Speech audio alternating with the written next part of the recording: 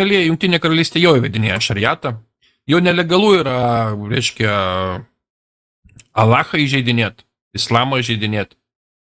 Keliauji į kalėjimą, jeigu tai pagaus. O jeigu, pavyzdžiui, tu dainuoji Alachas, who the fuck is Alachas, ar ne? Būsi areštuotas.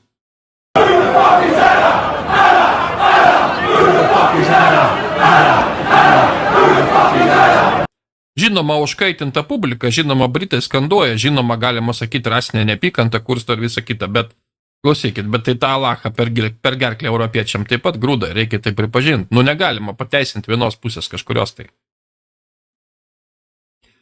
Tuo tarpu Anglijos bažnyčia nusprendė išmesti iš savo pavadinimo žodį bažnyčia, tam, kad būtų modernesnė.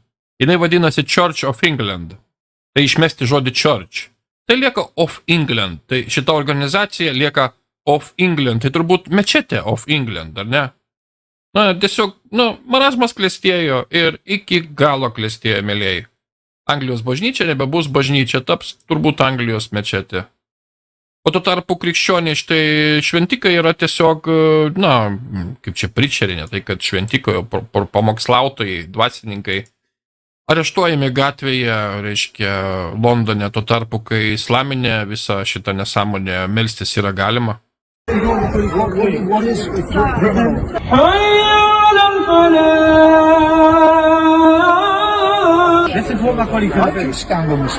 Na, kadangi islamo jausmai gali būti sužeisti, kaip sakant, islamistų jausmai, dėl to štai šitas šventikas yra už pamokslavimą krikščionybės, reiškia dėstymą kažkokių dalykų areštuotas. Tai yra taip pat, mėlėjai, Didžioji Britanija, Didžiosios Britanijos Emiratai. O štai iš Minneapolio. This is a momentous occasion for inclusion and freedom of religion in Minneapolis. With the stroke of this pen, we and our Muslim community will have the ability to hear the call to prayer in Adhan 5 times a day. But importantly, this is not just about our Muslim community. This is about all of us that have some form of faith or religion. Na, žodžiu, prasmės visos klausytis čia nėra, bet čia yra ne su muslimai susiję, ne su musulmonai, čia yra su religinė laisvė, su bet kokia religijos forma, čia yra su mumis visais, tai yra labai svarbu. Todėl Minneapolyje 5 kartus ryte dabar skambės, reiškia, musulmonų malda.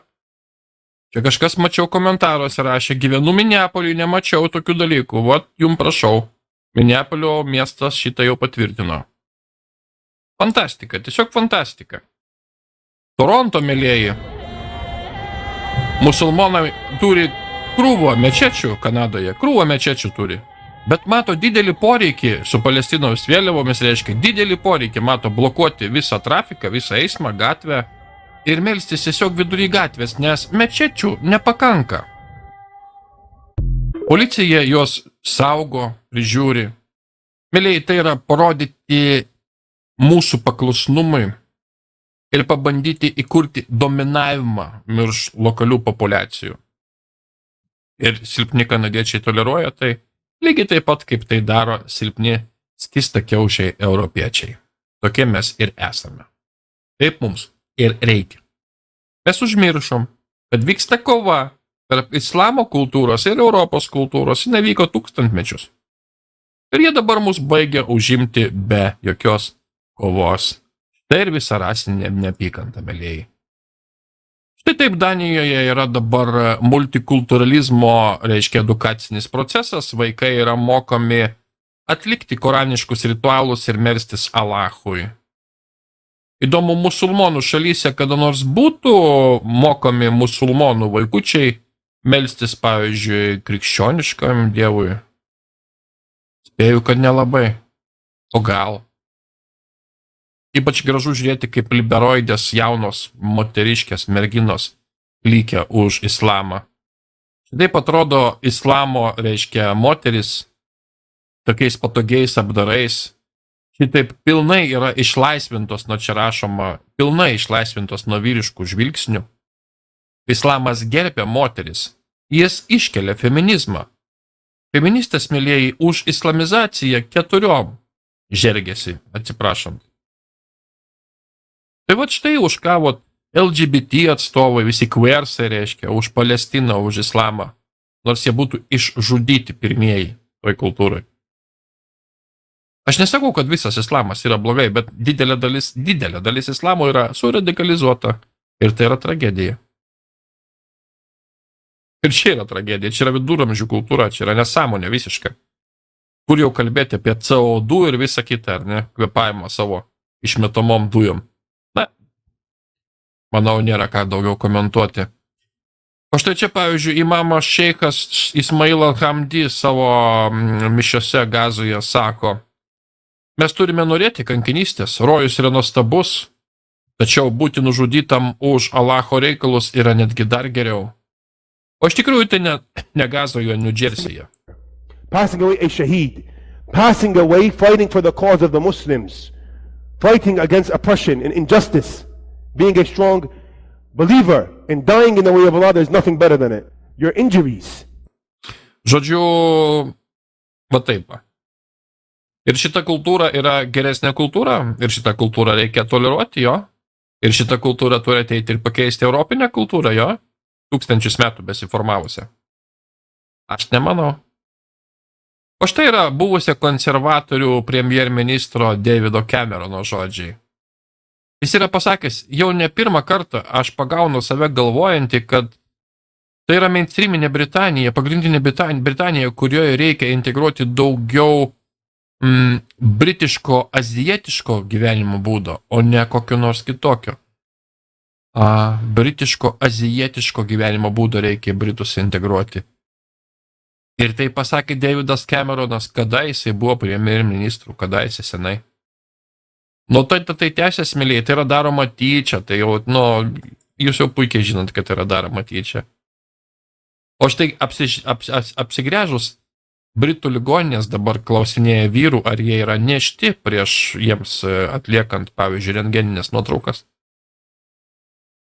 Yra raportų, kad pikti vyrai netgi išsiveržė, kaip išbėgo iš konsultacijų. Aš turbūt padaryčiau tą patį, jeigu man daktaras leistų savo tokį marazmą, man užduoti tokį klausimą, ar aš neščias, pavyzdžiui. Nežinau, kaip sureaguočiau. Tuo tarpu, kai reiškia musulmonais užtvindomos gatvės, jie paleidinėja musulmonų prievartautojus, bet seksualinius priekabiautojus, misoginistus prilygina teroristams ir klausinėja ligoninėse, ar vyrai yra nešti. Klausykit, pasaulis galutinai išprotėjo, ar kaip? Štai musulmonų vyrai Vokietijoje pareiškė taip: kada musulmonai pataps dauguma, mes užimsim Vokietiją jėgą, vokiečiai įstatymai bus pakeisti šarijos įstatymais ir jeigu vokiečiai atsistos prieš mus, jie bus atakuojami. Krikščioniai ir žydai turės persiversti arba palikti. Ich habe so gedacht, 30 Jahre lang habe ich so gedacht wie du. Vokiškai kalba, čia skaityti tiek to nemoku, aš vokiškai ir esmę aš pasakiau. Bet esmė yra tokia, kad, mėlyjei, tai visur yra tas pats veidas ir kalbėti tai, kad islamo kultūra yra ne prie ko, kad tai yra tik kažkokia tai uždara Europos problema, ne, čia ne taip yra. Visam šitam dalykė dalyvauja didžiulės jėgos, čia dalyvauja islamo brolyje, čia dalyvauja Iranas. Apie tai taip pat kažkodėl yra labai stipriai slepiama viskas ir tylima, bet tame dalyvauja Iranas. Iranas dalyvauja dar kartą tame. Musulmonų brolyjos šito iniciatyvoje Europą užgrobti visą.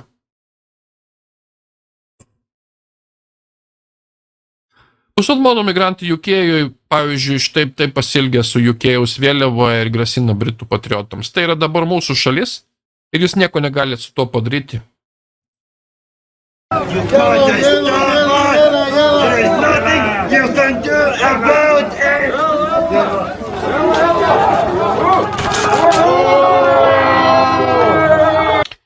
Ir visa tai yra dėka naujosios leiboristų, dar kitaip sakant, socialistų vyriausybės. Nemėgsiu sakyti, ir aš nesakiau, bet ir aš nesakiau. Štai pavyzdžiui, islamo vienas iš plakatų. Jokios demokratijos, mes norime tik islamo. Mėlyjei, demokratija mums globalistai iš gyvenimo išprogramuoja tyčia. Jie tyčia, jie puikiai supranta, ką jie daro, jie puikiai supranta, kad jie sustatė į valdžią idiotus. Visur. Valdžioje sėdi idiotai. Visose valstybėse, didžioji daly valstybių sėdi narkomanai, idiotai, bevaikiai, reiškia visokie, kurie neturi savo tikslo gyvenime pas savęs kažką palikti išsaugoti. Visokie tokie nepilnaverčiai žmonės, pavadinkim taip juos švelniai, nepilnaverčiai žmonėmis. Ir jie visi yra miriop pasmerkti, jie eis į faršą. Tik jie patys to nesupranta.